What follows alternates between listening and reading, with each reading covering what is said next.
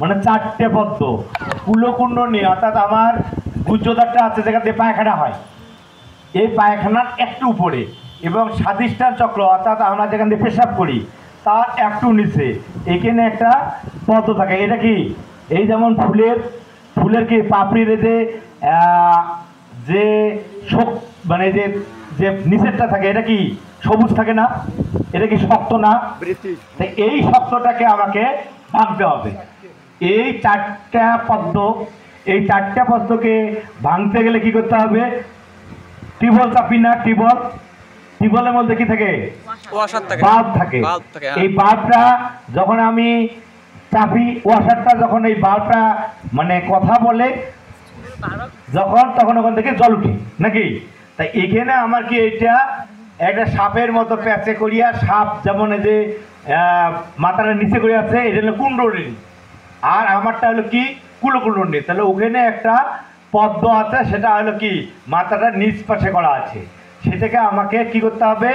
বায়ু দ্বারা চলাচল। কি দ্বারা চলাচল করে? বায়ু দ্বারা চলাচল করে। সহজে আসে সহজে যায়, সহজের সন্ধান কেউ না পায়, সহজের সন্ধান জানে যে ত্রিলোকের ঠাকুর। এই সহজ জিনিসটা নিঃশ্বাস একবার বাইরে হয়েছে, ভিতরে ঢোকে নাই, তাহলে কি মৃত্যু। আবার এইটা আবার ভিতরে ঢুকছে বাইরে হয়ে যায়, তাহলে কি সেও মৃত্যু। তাহলে কি এইটাকে আমাকে চাপ দিতে হবে। যদি চাপ দেই তাহলে এটা কি এই পাতাটা আমাকে খুলে যাবে, আর এই যে নিচে যে ইয়েটা আছে মাথার মতো আছে, এইটা উপরে আসবে। এটা উপরে আসলে কি হবে? এই আপান বায়ুর কাছ থেকে সমান বায়ুতে যাব। সমান বায়ু কোনটা? নাভিমণ্ডল, কন্দর স্তম্ভ। এখান থেকে শুনতো 72 নাড়ির সৃষ্টি হয়েছে। এই 72 নাড়িকে আমাদের কি করতে হবে? আস্তে আস্তে আস্তে আস্তে জাগাইতে হবে। তাহলে এখান থেকে যখন আমি স্বাধিষ্ঠান চক্র মণিপুরে আসবো, তখন আমাদের কি হবে? আস্তে আস্তে আস্তে আস্তে আমাদের এইটা কোন পাশ দিয়ে আসবে? ইরা, পিঙ্গলা এবং সুষমা, তিনটে নারী আছে।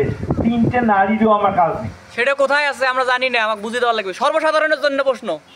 আচ্ছা হইলো, তাহলে এইটা সাধকরা জানে, সর্বসাধারণ জানে না।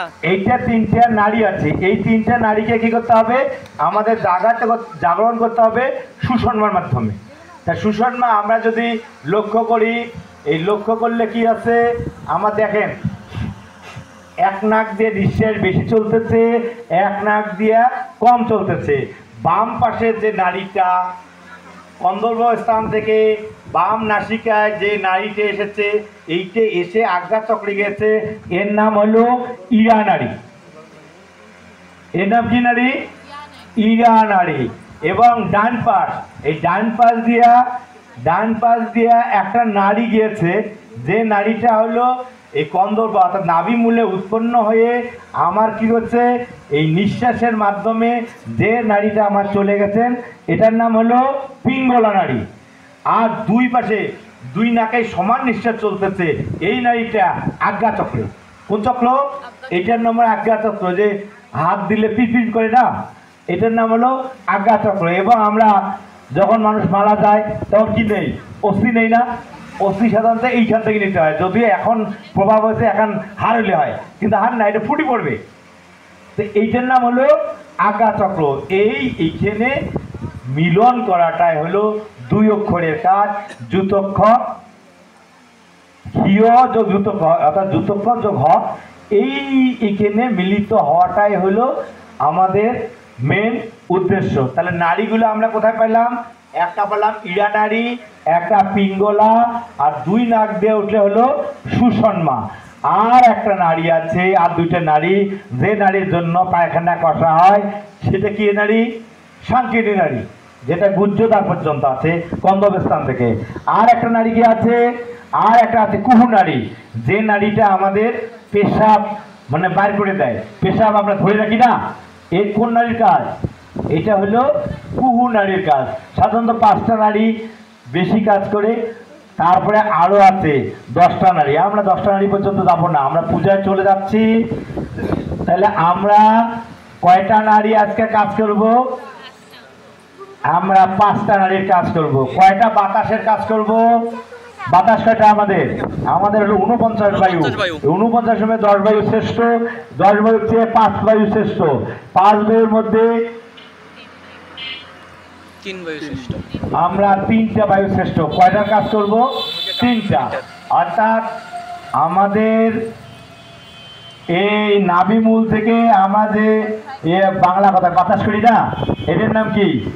অপান বায়ু। আর এইটা একটা বায়ু ঘুরতেছে, এটার নাম হলো সমান বায়ু। এইটা হলো প্রাণ বায়ু, এইটা হলো উদান বায়ু। আর একটা বায়ু আছে হেগুস্তুলি না, এটা হলো উদান বায়ু।